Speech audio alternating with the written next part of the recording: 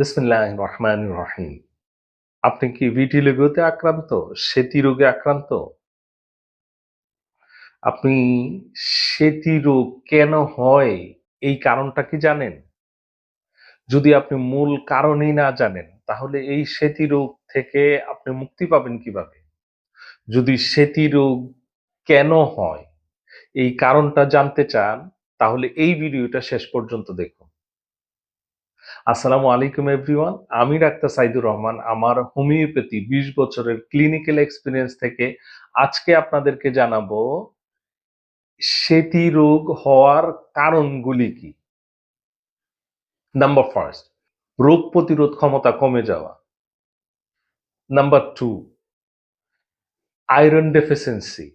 Number 3, vitamin D deficiency.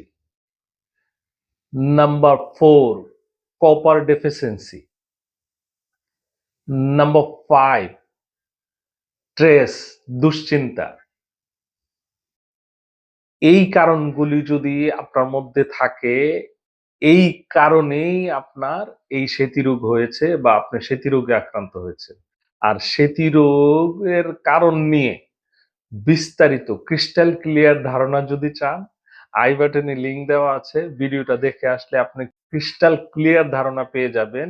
আসলে এই সেতী রোগ হওয়ার পিছনে প্রধান কারণগুলি কি? তো যদি ক্রিস্টাল ক্লিয়ার ধারণা চান, ভিডিওটা দেখে আসতে পারেন। আজ এই পর্যন্তই। ধন্যবাদ সবাইকে। আল্লাহ সুবহানাহু ওয়া তাআলা আপনাদের সবাইকে অনেক, অনেক সুস্থ রাখুক। এই সেতী বা দোবল রোগ থেকে আপনাকে মুক্তি দিক। আসসালামু আলাইকুম ওয়া রাহমাতুল্লাহি ওয়া বারাকাতুহু।